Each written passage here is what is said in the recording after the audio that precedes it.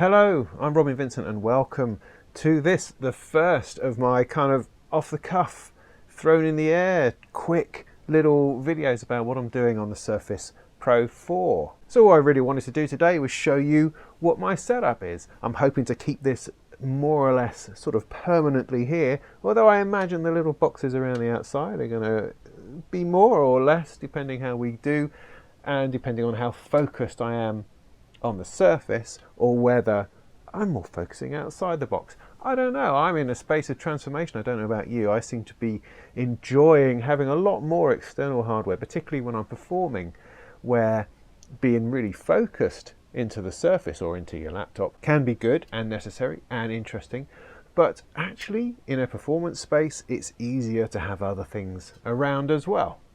At least that's what I'm finding. So let me take you on a little tour.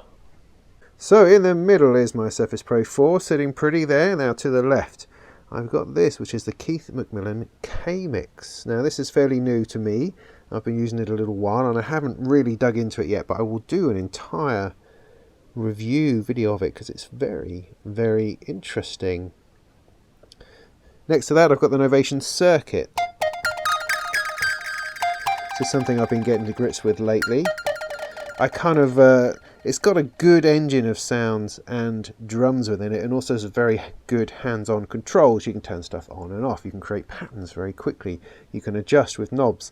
It's a nice sort of digital technology kind of box beat making, groove maker thing, which I'm having a bit of fun with integrating with the larger setup. Then at the top here I've got my Bass Station 2, which is a great little synth. I love this synth. I also love the keyboard. I use it all the time for most of the things that I'm entering in, whatever I'm doing.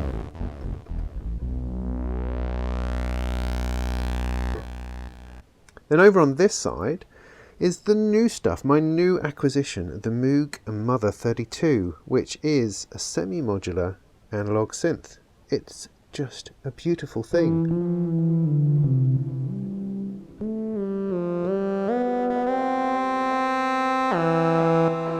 It has a built-in little keyboard right here, it has a built-in sequencer.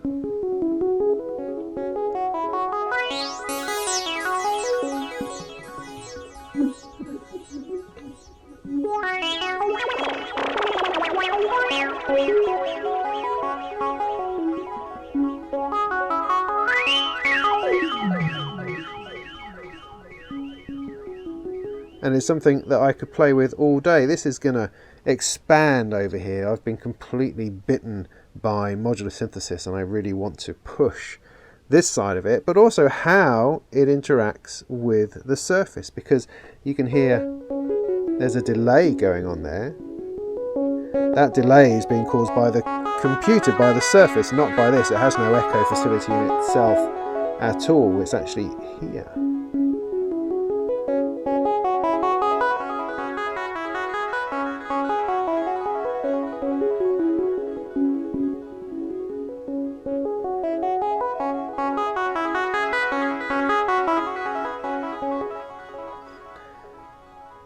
Like so.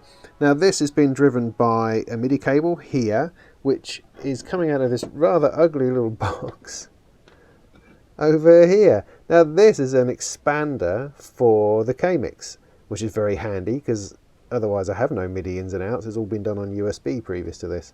So that is a very handy little box which has given me the MIDI out to my little Moog. Everything else is wired in through this powered USB 3 hub here. My cable management is obviously awesome, as you can see. So that is running everything else. Now there is seemingly a problem with my hub in that whenever I plug it in, it kills my wireless connection. I mean, normally I have wireless off anyway when I'm making music, because it's one of those things that can cause a glitch. But I don't want it to be forced off. I want to be able to go and do updates and check for things while this here is still connected. But at the moment I can't do that. So that's one of the things I'm going to be looking at in one of these videos. I'm going to be getting another hub in and I'm going to try that out. Also, if this over here starts to expand into other modules and other bits and pieces, then I might need a little bit more in the way of MIDI. So I'm going to have to look at that as well. So this here is my basic setup, and this is what I'm going to try to integrate together with the Surface. So I'm going to be looking at things inside the box and outside the box, how things move around, what you can do with things going in, going out, going through. I mean, I'll give you a little example of what I'm talking about here. I'm using Yeco, which is a multi-touch MIDI controller for Ableton. Ableton is running behind it there, with all its horribly little, tiny, squeaky little buttons. Now I can use the Yeco controller, of which I will do a full review soon, to control all sorts of different things here.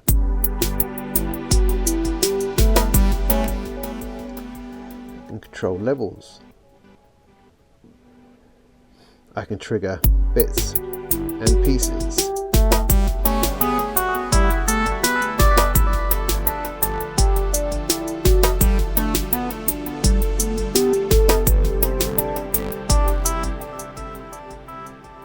Much more easily than I can in Ableton Live by itself. But there are other advantages to this I wanted just to point out on this particular occasion.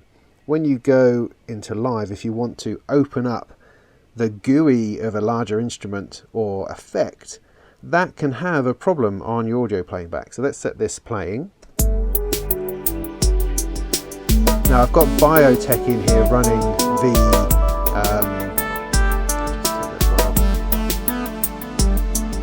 that will just bring everything else down. So we're just listening to Biotech at the moment. Now if I wanted to edit that, I could bring up the GUI like so.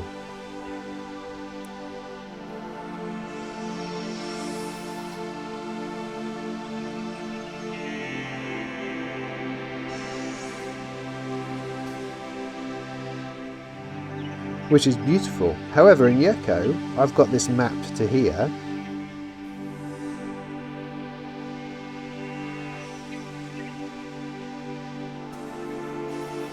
Yeah, it's now down the bottom, up the top.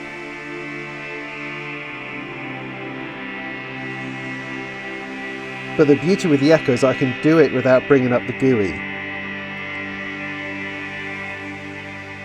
which can sometimes cause a glitch. So let me show you the same thing on the Moog. The Moog audio output is running into the K-Mix and then through Ableton Live. It's coming into a channel here, and on this channel I've got the movement plugin, which is from Output. It's an awesome delay style plugin, which again has a wonderful kind of XY pad type editor for it. However, when you bring that editor up, it tends to cause a bit of a dropout or a bit of a hassle. So what I can do is I'll set this running, and instead I've got it mapped to Yeco, so I can change the delay here without actually having to bring up the GUI at all.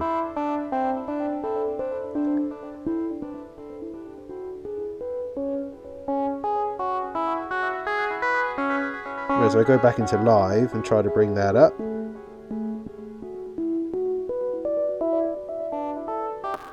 Oh, there you go. So it has a bit of a struggle to start up. Whereas I was quite happily doing that with Yeco without having to bring the GUI up. Does that make sense? Am I making any sense? I'm just kind of running on, really. So there you have it. There's the setup. This is what I'm trying to do. I'm wrestling with multi-touch software. I'm wrestling with DAWs and music making software. I'm integrating with external modular, semi-modular analog gear and digital gear, all trying to run it from the one music making, performance and production station. And my plan is to do a lot more music here rather than on my desktop, to do it all here, and you know, make videos like this to show you what the heck is going on. So, you know, that's the plan. So to play you out, I'm just going to start using this piece of music that I've been working on here.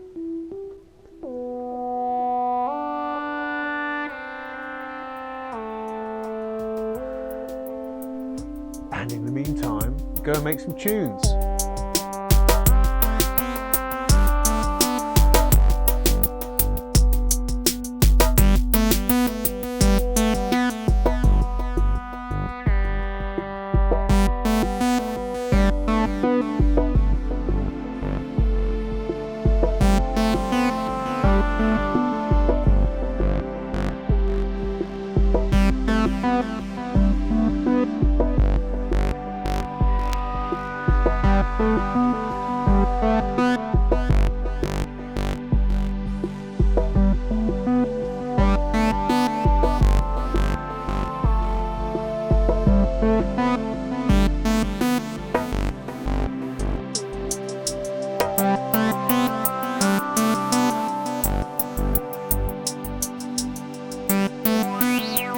you.